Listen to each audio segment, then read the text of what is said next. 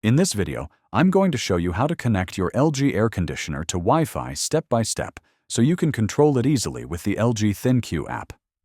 Having your AC connected lets you adjust settings, turn it on or off, and monitor it from anywhere. First, plug in your LG air conditioner and turn it on. Find the Wi-Fi button on the remote control or the AC unit itself. Press and hold this button for about 3 seconds until the Wi-Fi indicator starts blinking, which means it's ready to pair. Next, open the LG ThinQ app on your smartphone. If you don't have it yet, download it from your app store. Sign in or create an account, then tap the plus icon to add a new device. Choose Air Conditioner and select your model from the list. Follow the app's instructions to connect your AC to your home's 2.4 GHz Wi-Fi network. Keep in mind, 5 GHz networks aren't supported.